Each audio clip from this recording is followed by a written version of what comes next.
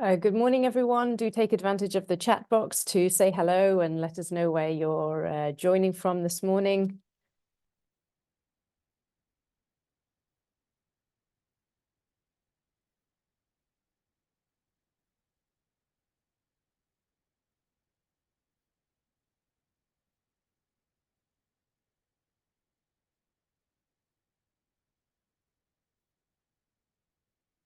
I see we've got a good contingent from Spain introducing themselves in the chat, as well as participants from Sweden, Slovenia, Georgia, Montenegro, here in Brussels, of course, as well.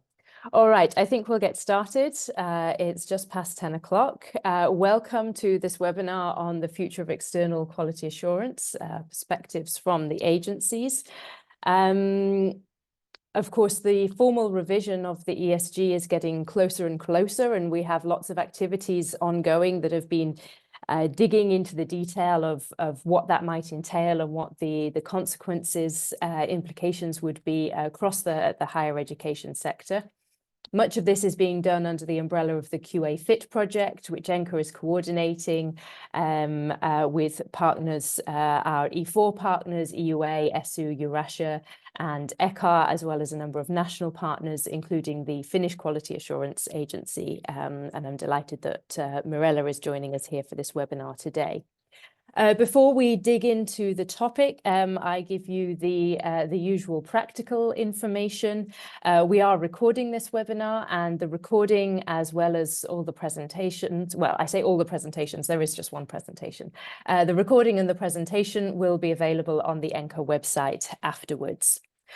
Please do use the chat, as you are doing, to say hello, also to make general comments and reflections on the topics that are covered by the speakers. And then we have the Q&A function, and I'd ask you to use that specifically for your questions to the speakers and your questions for the discussion phase. We have a good chunk of time at the end of the webinar for discussion, so please do post your question there. Back to the content. As said, we're looking at the future of external quality assurance from the perspective of agencies. And I'm delighted that we have a great lineup of speakers with us today to help us explore this issue. We're going to have a couple of input presentations from my colleague Elena Sierlan from the ENCA Secretariat. And these input presentations will be used to sort of set out the state of play using some of the key findings from our activities and research so far. And then we will have short responses from speakers from two ENCA member agencies. We have Mirella Nordbert from FINEC, from the Finnish agency. As said, FINEC are part of the QA Fit project, so she's been involved in a number of these activities. And FINEC have actually been an ENCA member since 2000. I looked this up just before we started, and they've actually had 3 external reviews under the ESG. So quite a long experience of that process and of working with the ESG. We also have with us today Robert Redhammer from the Slovakian Quality Assurance Agency. Hello, Robert. And we're really delighted to have Robert joining us today. In fact, the Slovakian agency became an ENCA member just earlier this year, having last year undergone their first review against the ESG. So quite different perspectives that we've got to contribute to the discussion today. Hello. And finally, we have our president, Douglas Blackstock, from the UK Quality Assurance Agency, QAA, and he will be coming in at the discussion phase in the second half of the webinar to contribute some of ENCA's perspectives in terms of the ESG revision. I think that serves as the introduction. So without any further ado, I would hand over to Elena, who is going to give a bit of an input for the first topic that we're covering today, and that is about the scope of the ESG. Here we're mostly looking at part 1, but it's one of the most hotly debated issues in the work that we've been doing with stakeholders so far. And Elena will present a little bit the findings from that work. So over to you, Elena. Thank you very much, Anna. Good morning, everyone. And indeed, I'm going to present shortly the QA Fit findings that have been drawn from the surveys that we had with stakeholders and discussions that we had with you, the QA agencies. Discussions took place during our various events, as you know and as you remember.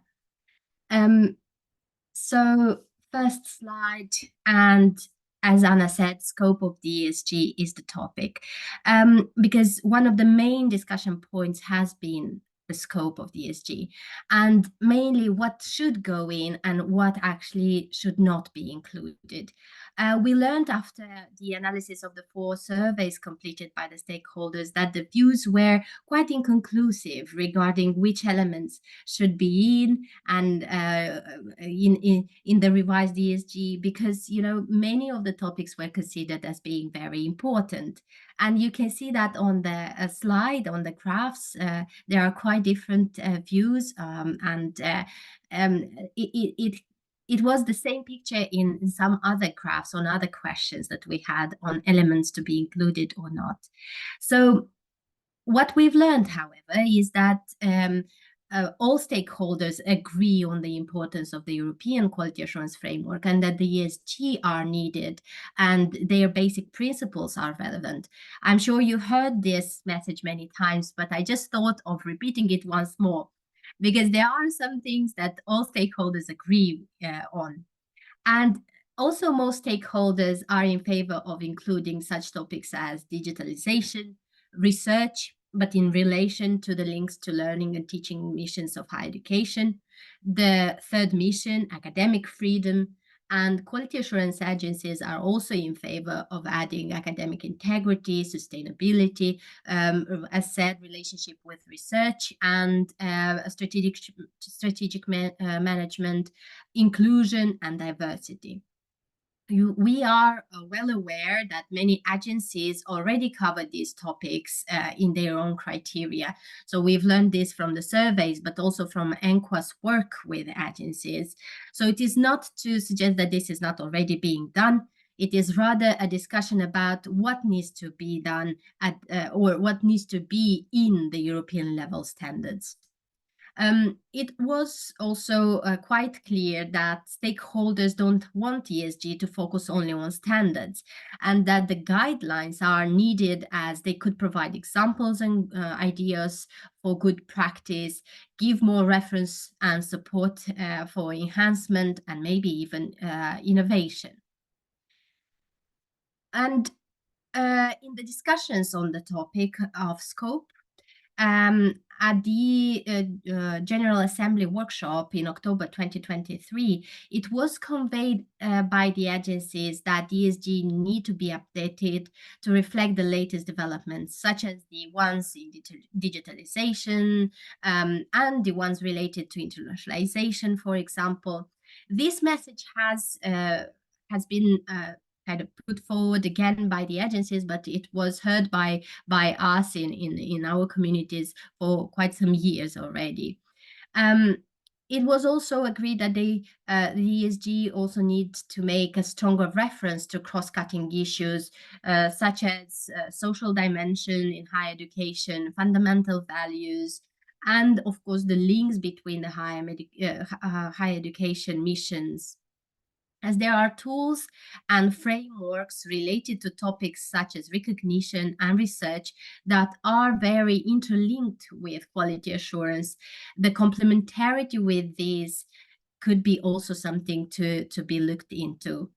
And also, as internationalization activities have become even more prominent in the past years, with new initiatives put forward and applied, further reflection on how ESG can and or should support this within but also outside the EHEA is needed. But the question is, should there be stronger reference to international activities actually?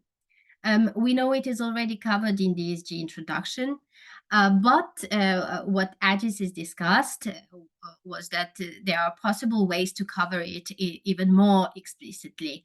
So there could be more reference in the guidelines, there could be an additional standard on internationalization, but here this might be an optional one because it might not be relevant for all agencies and contexts.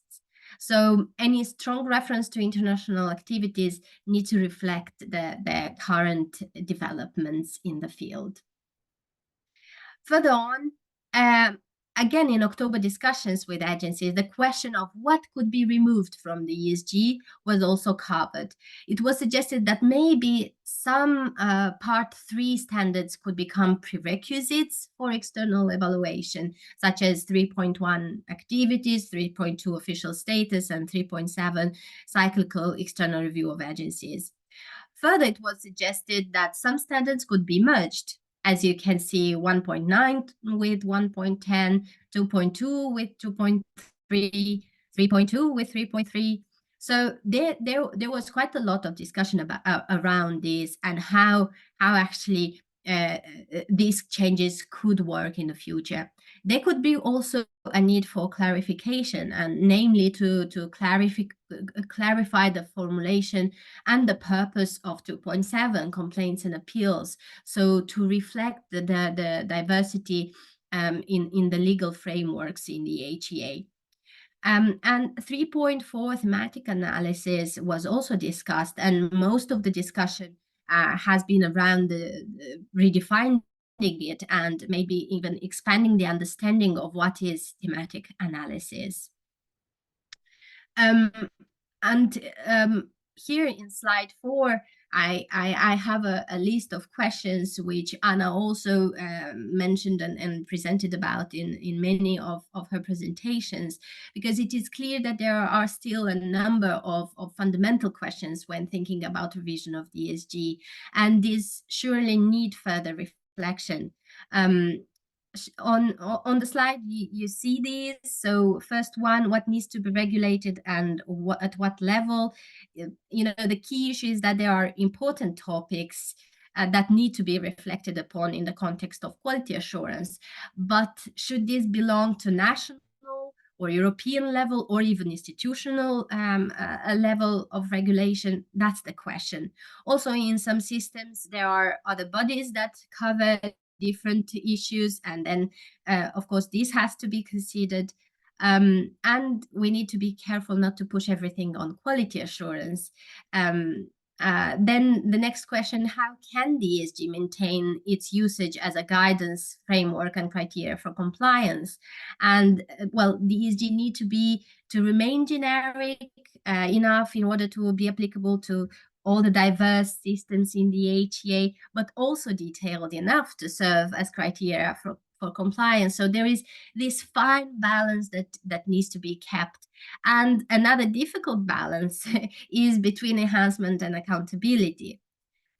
Because one of the biggest challenges QA agencies reported about is to maintain relevance and added value after many cycles for higher education institutions and program revision.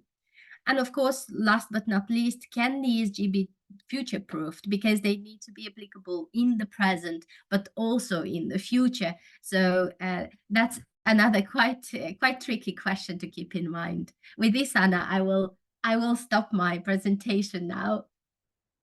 Thank you. We gave Eleanor the unenviable challenge of trying to cover this topic in 5 minutes, and you did a remarkably good job. A lot of questions I think that we can come back to in the discussion phase, but I'd like to first hand over to our 2 agency representatives to give their reaction to that and to reflect a little bit on what their greatest hopes or worries or expectations are for the upcoming revision of the ESG. So for this, maybe Mirella, you'd like to go first. Your camera's on and ready, so please.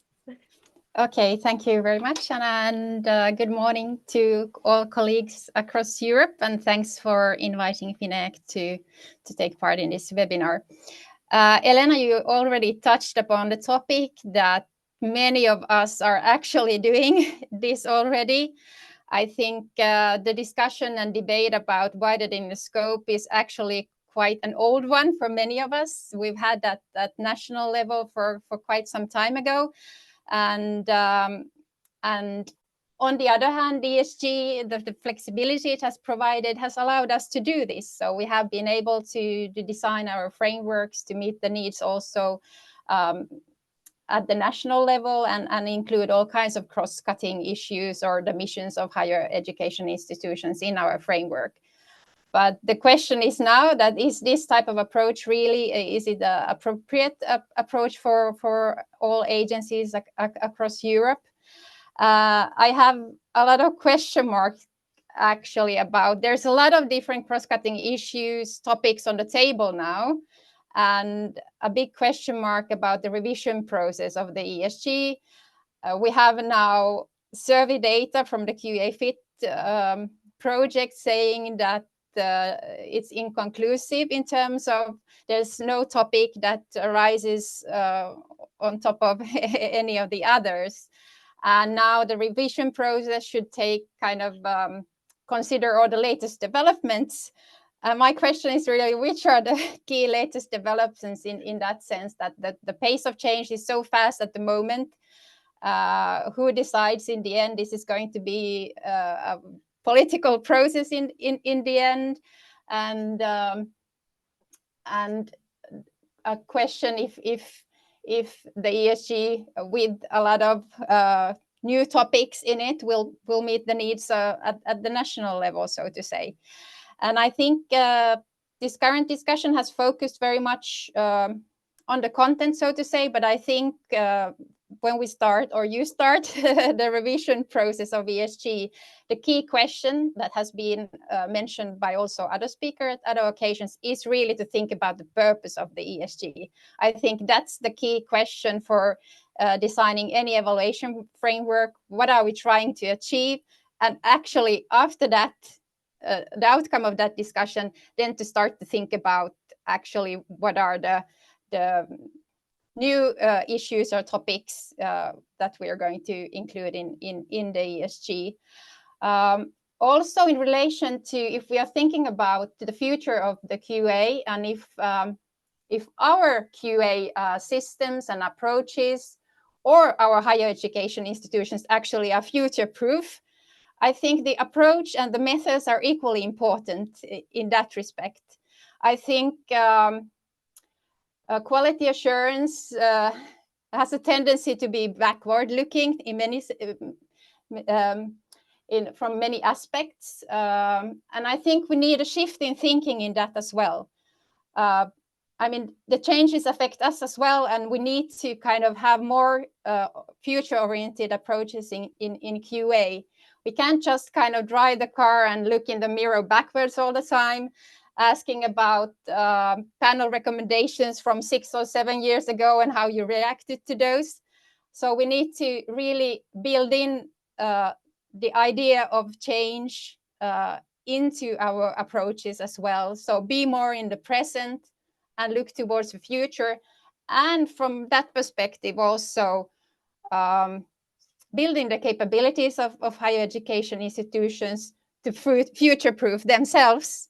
So I see that there's a lot of potential in QA with these type of approaches to really face all these major global developments going on. But a big question is actually that is QA now the ESG as a framework, the tool that is going to respond to all these challenges? In my view, perhaps not. There are also other mechanisms in place and also evaluation mechanisms. So for instance, at FINEC, we also do a lot of thematic evaluations. For instance, we have sustainable development, a thematic evaluation in our current evaluation plan. So there are other ways also to address these topics than through external quality assurance. So I stop there and say thank you. Thank you. Yes, a lot of very relevant points packed into that, and the point about the approach and methods of external quality assurance we'll pick up on in the next section. But I'd like to first invite Robert to give his reflections.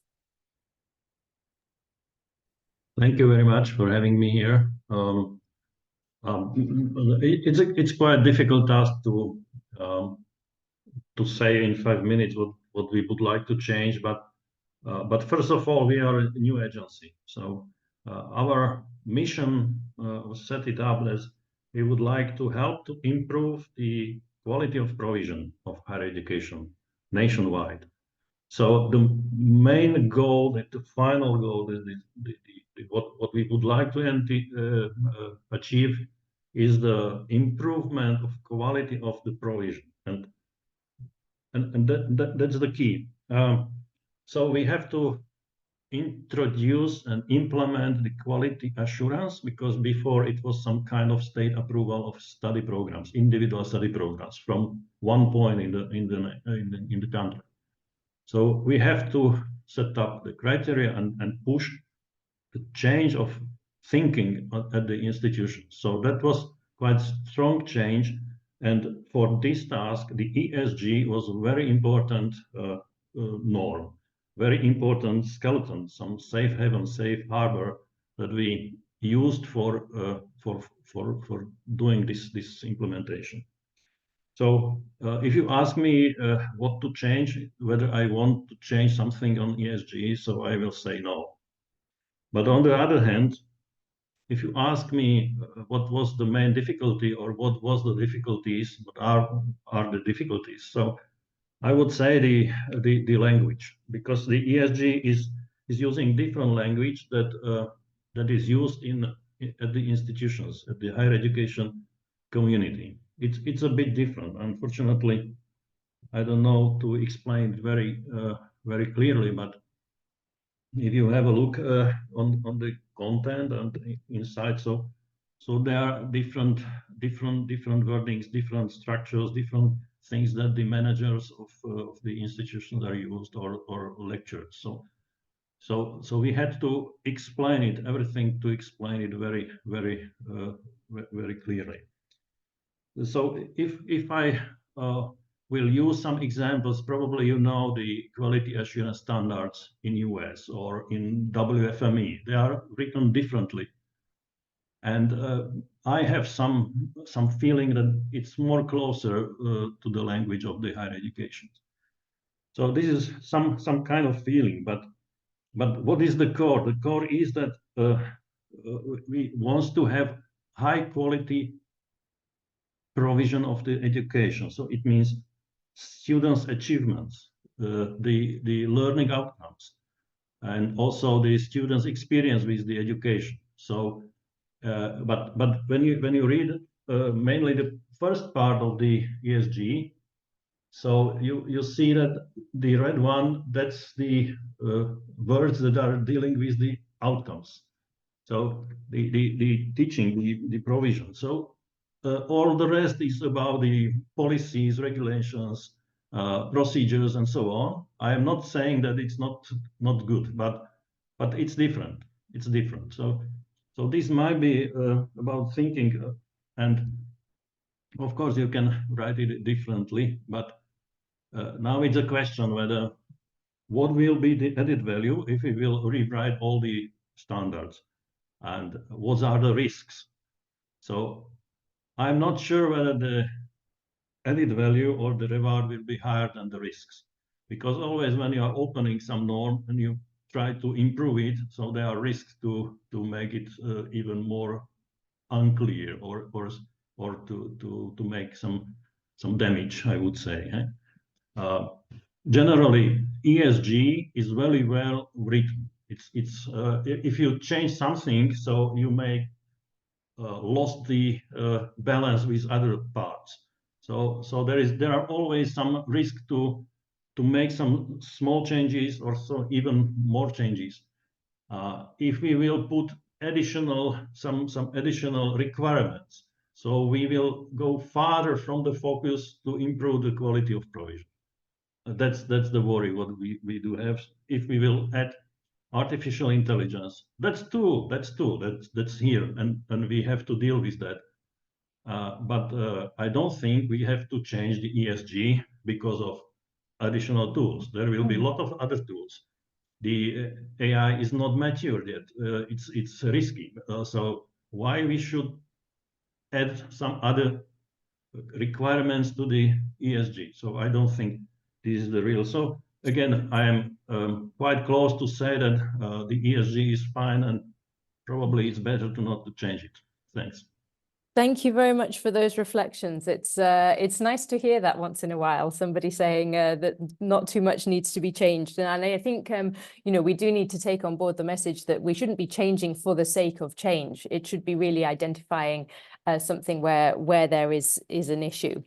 Okay, we move now on to the second topic, which is around the flexibility of QA approaches. So here we come back to Mirella's point about what are the methods that we're actually using for our external QA. Do put your questions in the Q&A section, and we'll be picking up on those after this section. Elena, back to you. Thank you, Anna. Indeed, and as said already in my previous part of the presentation, QA agencies have been looking into what changes they need to make, so and what kind of actions they need to take in order to maintain the relevance and impact of the external quality assurance. Because after several rounds of evaluations, these exercises need to have an added value for higher education institutions and then for programs.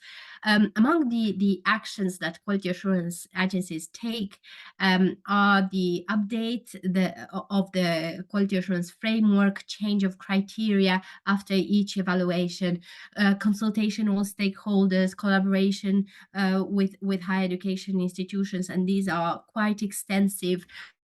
Focus on improvement and enhancement, and of course all these consultations and collaboration lead to employing various kind of tools in the external quality assurance approaches. Some of these are employing various data sources, also developing various databases to facilitate the work, to make it easier and faster, so to be agile in response and in changes. Also using risk-based approaches and more flexible, simplified, targeted and tailor-made procedures. And we can still see that not all agencies agree that their external quality assurance is flexible according to the context and priorities of higher education institutions or programs. You can see that on the graph on the slide. So that's also telling that some quality assurance agencies are still in the process of developing new or updating their approaches. And of course, also what we see agencies doing in more mature systems is that they give more ownership to higher education institutions, because after several cycles of external quality assurance, there is base and there is reasoning showing that higher education institutions have sound internal quality assurance systems. Okay, moving to my last slide. Here we go. Another question related to external quality assurance approaches is about the traditional four steps described in the ESG 2.3, and whether these should be kept or not. This question was also discussed on several occasions with you, the agencies, and it seems that the general agreement is that they should be kept.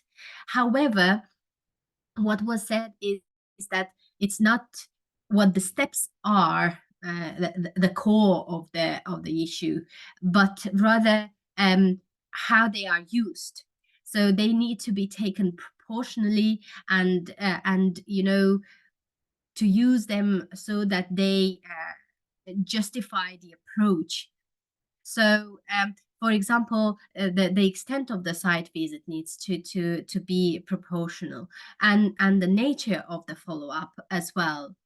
And then another question is standardization, vice versa, flexibility, because we need to ensure that there is the equity is granted and that this does not put consistency at risk. So we need to reflect the extent to which increased flexibility impacts the consistency and the reliability of outcomes for purposes of trust, of accountability, internationally between systems. Thank you, Anna. With this, I will stop. Thank you, Eleanor, for sharing some of the insights from the discussions with agencies. Perhaps this time we go to Robert first for his reflection on this, and considering in the Slovakian context, what would be the consequences, positive and negative, of a more flexible approach to external quality assurance. Thank you.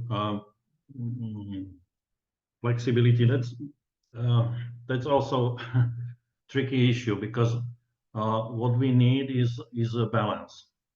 We need a balance. I think some degree of flexibility it is already in ESG, and we really need a balance between the assurance and some securing the norms and the enhancement, because that's always some kind of vector of the movement, of the improvement, and this should be in balance. And there are different environments. The basic distinction is the environment where the trust is fine, but we do have also countries and environments where there is a low trust. In low trust environment, you have to secure some certain points. So you have to have also some kind of criteria which are very explicit, and on top of then the enhancement. So that it should be balanced somehow. I understand that in environment where there is a lot of trust, so you can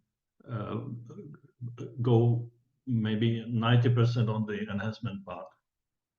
But this is, we have to be clear on that, because if you go cross-border, so you need to keep in mind that in some other countries the enhancement is not sufficient. So that's a very significant thing, what I think. If we will ask, if we will discuss about some concrete things, so site visit, it's already in the ESG written that the external assessment normally include the site visit. So in certain specific situation, you may neglect it, you may overcome it somehow, and it's correct according to ESG. Peer review, I think peer review is absolutely a core stone, and this is very difficult to skip. I mean, when you will do instead of peer review only to have some couple of formal criteria, so the system it will not work. The system will find a way how to avoid, how to go over. It will not work very much. I understand that the peer review may also not work when it's not set it well, and that's it might be a difficulty, but the way is to improve the peer review. It should be improved, trained, and so on, and not skipped. So that's my my thinking.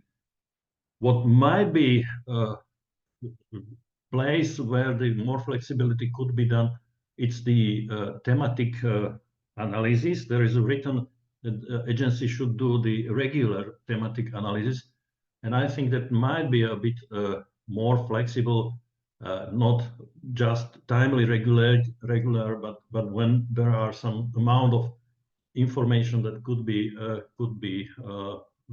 published or could be communicated through the thematic analysis. So there might be some space for more flexibility, but anyway, I think the standards, the ESG, are written in such a way that there is a necessary amount of flexibility what we need. Thank you. Thank you very much. Something that strikes me about your reflections, both this and the last input, is a very helpful reminder for us to look at actually what is already there. And to work with that rather than, as I said before, insisting on change for change's sake. Mirella, I hand over to you for your reflections. Thank you so much. We kind of appreciate very much the current approach of the ESG, providing flexibility and really embracing the diversity of the various contexts and approaches. I think we have all developed differently because of a reason, and I do understand that the whole, in a way, looks a bit messy.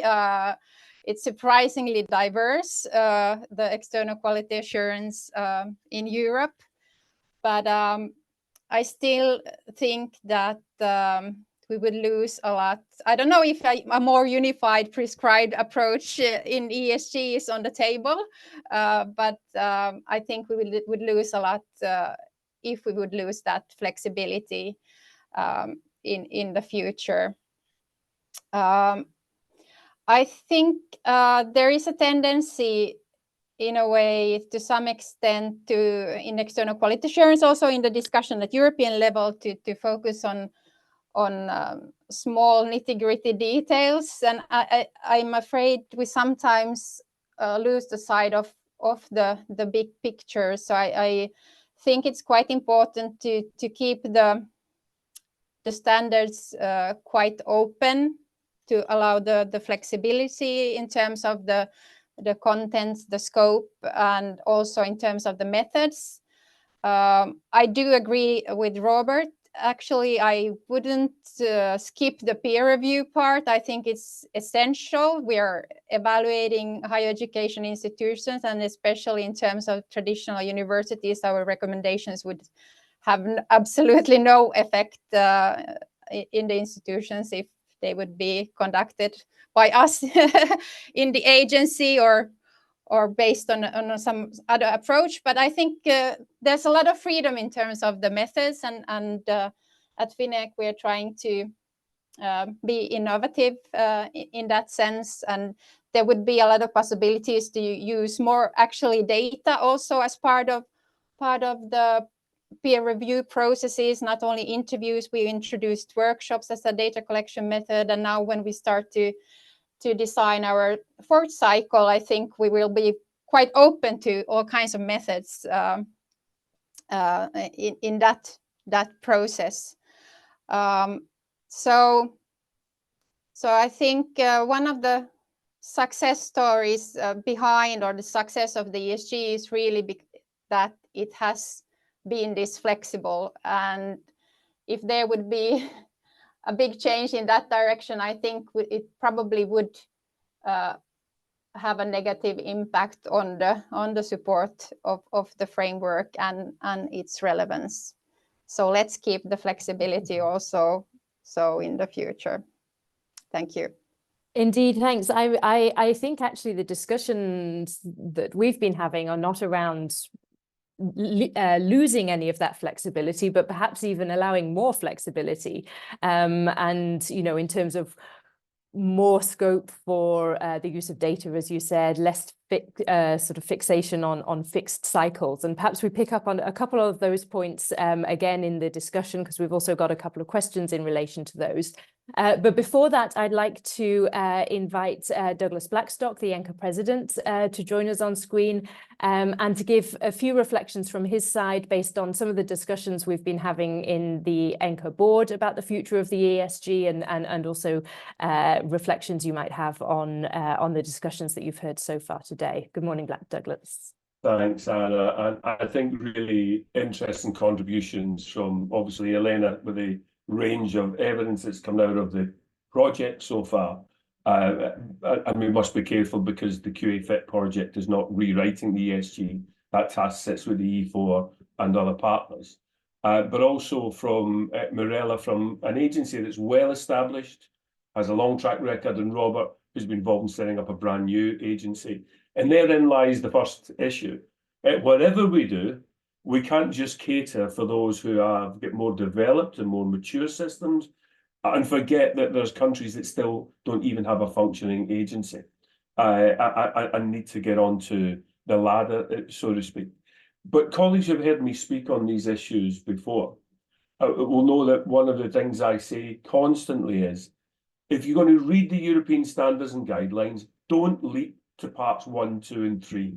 Start with the scope, context, and principles. That talks throughout there about we cannot have a single monolithic approach to quality assurance. We have to recognise the diversity of political, educational, and cultural systems. And the problem is, it's in the over-interpretation of what standards and guidelines mean in some circumstances that we are being driven to a level of conformity that was never really intended. We are not going to have a single system of quality assurance that applies equally in each country in exactly the same way. The Germans, those of us who were in Hanover last week, the German system is so different from the Italian system or the French system or the systems we heard about today.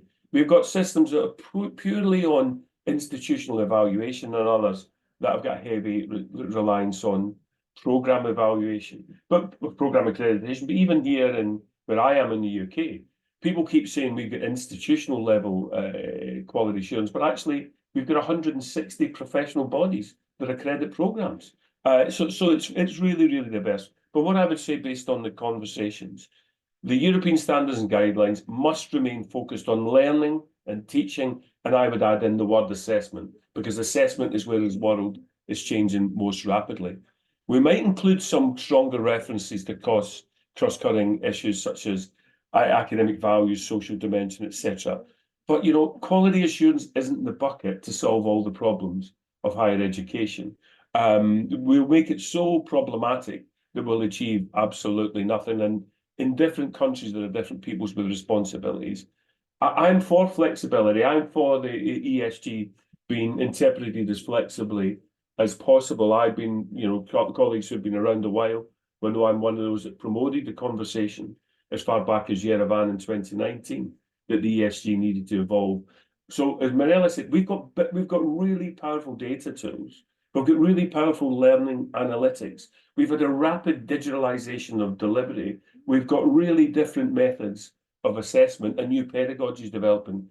The answer, of course, is what Robert said, is not to put them all in a shopping list, but allow the ESG to be permissive enough. There's a colleague online, Padraig Walsh, I like to quote, who always says that the ESG are necessary, but they may not be sufficient in every circumstances. We shouldn't limit countries from growing beyond. And we need to create an environment where we can develop enhancement approaches. So, for example, in the scope, context, and principles of the ESG, it talks about the twin pillars of accountability and enhancement. But in the actual standards, we don't mention enhancement.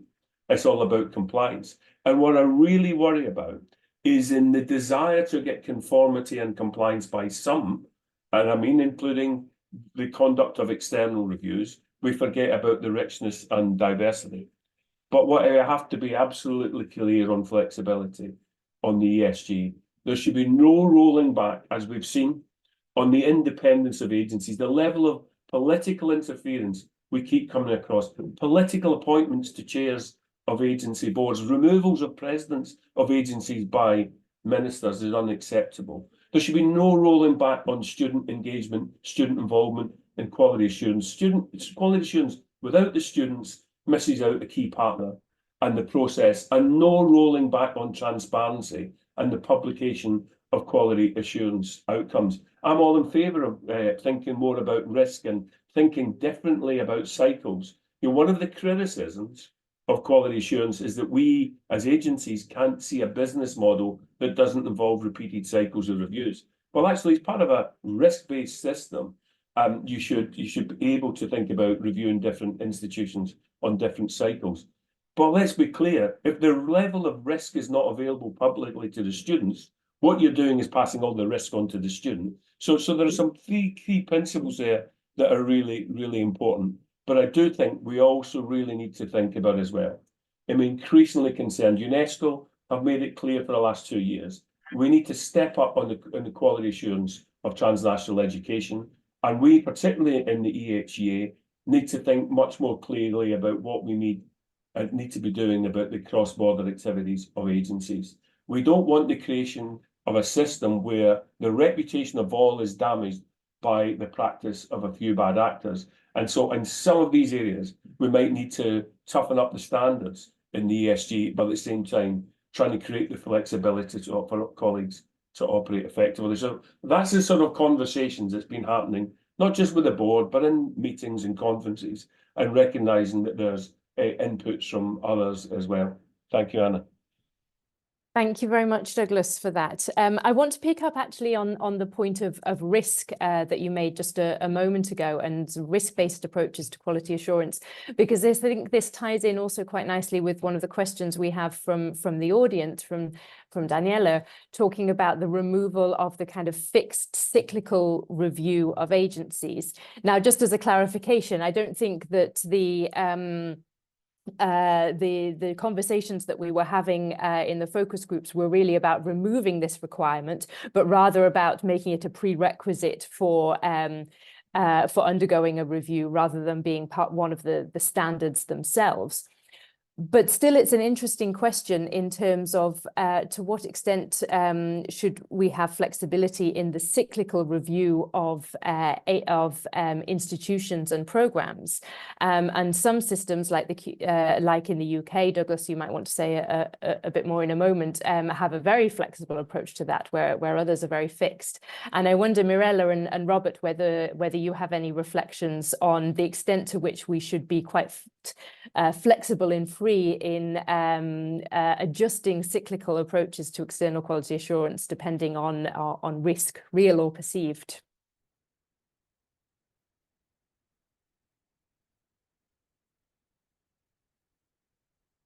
Do I have a volunteer to make some reflections? Okay, I was waiting for Douglas to answer first, because FINEC doesn't, we don't have that much, I mean, we don't do risk-based analysis, so we are not that experienced in that field. And we kind of applied the cyclical review thinking of the ESG, so I haven't thought about it that much. But I think to some extent, the feedback also from institution is that the 6 or 7 year cycle is quite long, in the sense that obviously we have also follow-up procedures in place and so on. So and there is also always a burden of this procedure for the institutions, but obviously we could also be flexible in that sense to maybe think anew, maybe have some lighter procedures in place, and do more frequent reviews from that perspective, using different types of methods. But not very much to say about that. Haven't thought about it that much. Thank you.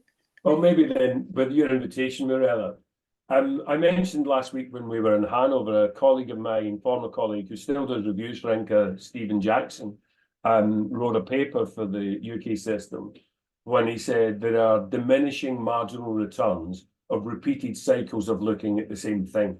It's a bit like, it was Einstein that said, you know, you keep trying to do the same thing again, you think it's going to improve. And that was an invitation to start to think differently. So in July, I'm going to I think the 30th anniversary of the Hungarian Accreditation Commission.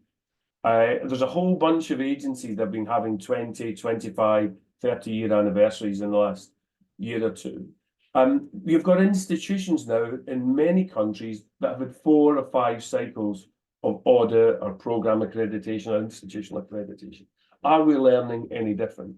Now, I'm not in favour of removing external quality assurance altogether, because where is the preventative medicine and where is the public reassurance for the student in hidden systems, in secret systems, where the experts sit in a darkened room and make judgments? But let's take the Commission for Academic Accreditation in the United Arab Emirates, a very new higher education system.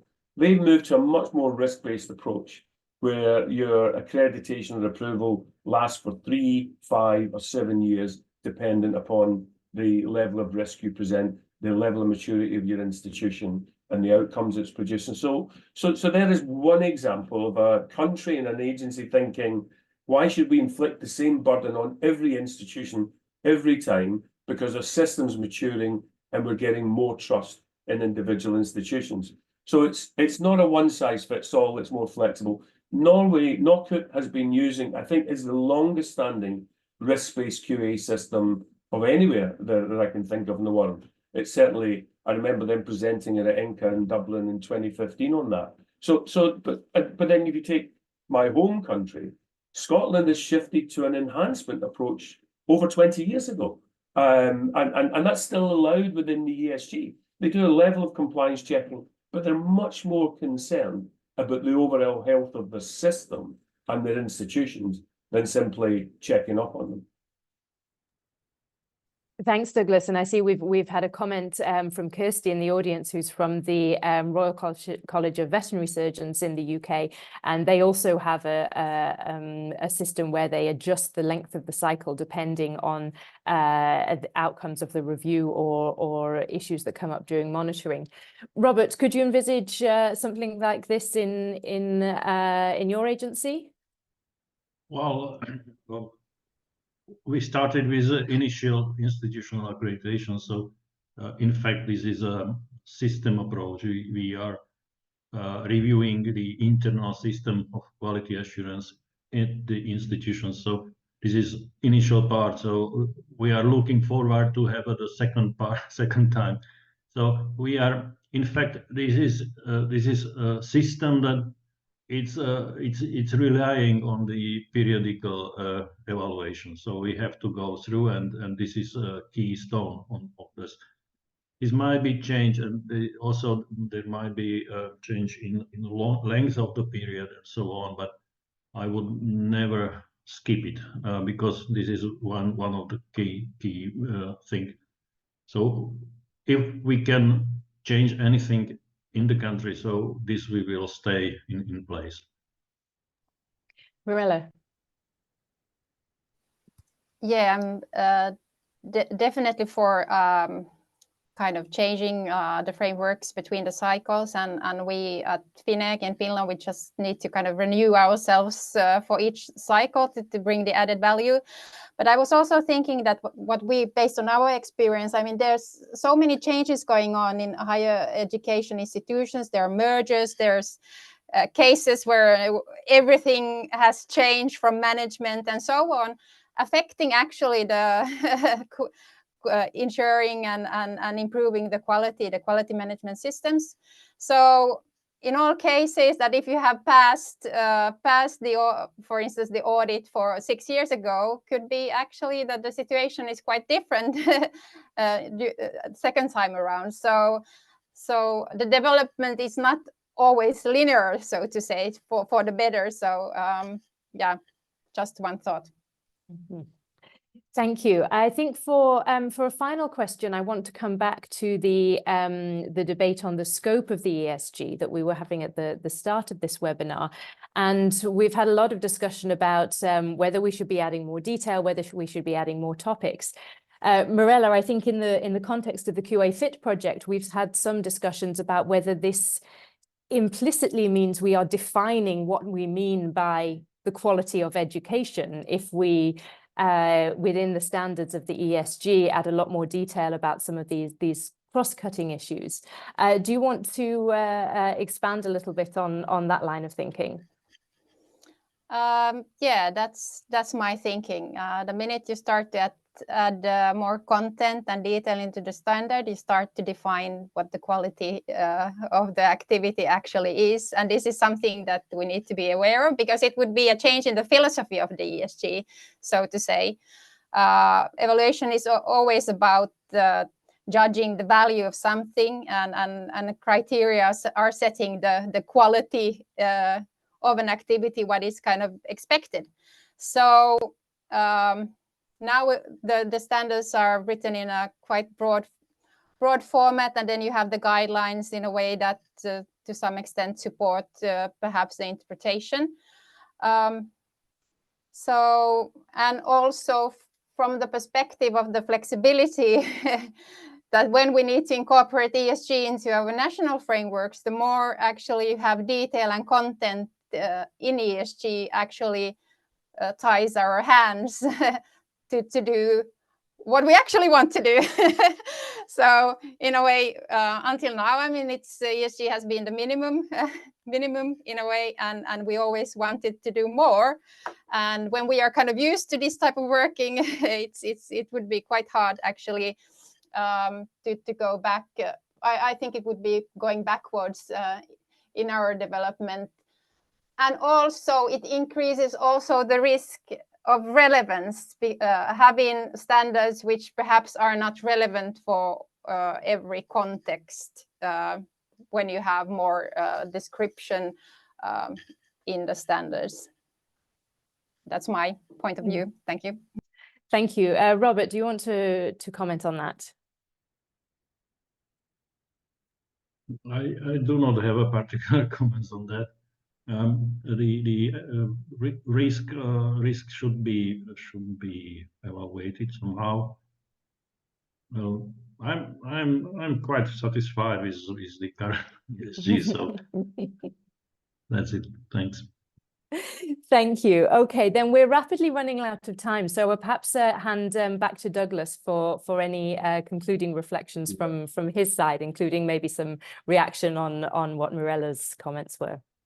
I mean, it's really interesting from two different perspectives. Colleagues have asked for a level of stability, and well done, Robert. You visited me just a couple of miles up the road from here 5 years ago, and you're in the start of your journey. Fantastic achievement. I think we have a lot of caution that needs to come around, and particularly Mirella mentioned national frameworks. We caution against governments writing the detail of the ESG into legislation, because that's one of the biggest barriers of getting any change. But we also call on governments to create the legal frameworks that allow agencies to operate independently and be able to conduct their activities. I think there is some I've seen in the chat, and Christina, I think from Romania, made the point very clearly. Any assessment of institutions or assessment of agencies is based on the standard. The guidelines are merely there as an indicator of what good practice could look like. It's the standard. And we have to push back really hard against ourselves from over-interpreting and trying to tell institutions what to do, but also on others trying to tell us how we should operate a system. Example, I see it was mentioned there. The EHEA General Assembly a year or so ago, the Register Committee colleague said, the rule is all site visits must be in person. To which my response is, so all the gains we've made of flexible working and remote working and hybrid working should be just chucked away. No, there are new ways and different ways of doing things, and the ESG shouldn't be crafted in a way that prohibits that type of innovation. I mean, they are so carefully crafted as a balance between the different systems, the different cultures. We need to keep that. That's why they have to stay at the level of, if you like, standards of the rules, but they're at a level of a principled level that you can develop around with the flexibility to run your own system. But I do think there are a couple of areas, you know, I didn't mention earlier, the OECD, the Organization of Economic Cooperation and Development, seriously considered introducing new regulation on transnational education after the call by UNESCO. We persuaded them it's not needed, we need to implement the current tools. Well, if we don't implement the current tools, maybe we need to toughen the standard in the ESG. And the other one is ministers support cross-border quality assurance. Universities choosing the agency that they want to work with the best fits their portfolio.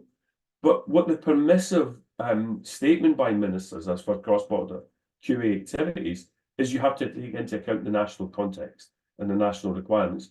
And as someone said last week in Hanover, if colleagues can't respect that simple missive, then we might need to update and toughen the standards. So there's a really interesting dialogue beginning here. And I think that by 2026, Anna, we have to have something on the table to put in front of the Bologna follow-up group, and ministers will adopt that in Romania and Moldova in 2027. So we need to be prepared. There will be some evolution and change in ESG, and we're going to have to adapt it into our practices. Indeed, yes, and I think that perhaps also speaks a little to the question that's just come from, or the comment that's just come from Henning, that of course, with national legislations either referencing or reflecting the ESG, changing that as a response to the revised version can be challenging, and we will obviously be having quite intense consultations with our members about what the implications of any change will be. And I think also, to make the message that we are looking at a sort of evolution rather than a revolution, and we also pick up on the lessons learned from the last revision period and how the transition between the two versions of the ESG on that occasion were managed.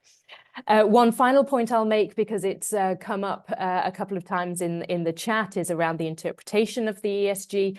And just to reassure also that we're having obviously ongoing dialogue with EHEA around how they and their register committee use the ESG. And we're doing quite a lot of an analytical work and discussion with them about where the key areas of unclarity are, and if and how those issues can be taken up in the revision process. But we have now reached the hour, which means I have to bring this webinar to a close. I'd like to say a really big thank you to the speakers that we've had with us today for your reflections and willingness to put your opinions out there, and to Eleanor for giving the input for those discussions. It's been really interesting to hear, and also to all participants for joining us and giving your input into the chat. Finally, to my colleagues in ENCA for the smooth running of this webinar. And of course, there will be plenty more activities of the QA Fit project coming up in the closing phase of the project over the coming months. We'll keep you well updated on those, and you can always check our website for further information. And I think with that, I wish you a good rest of the day, and thank you very much for joining us. Thank you. Goodbye. Thank you. Bye. Thank you. Bye, everyone. Bye bye.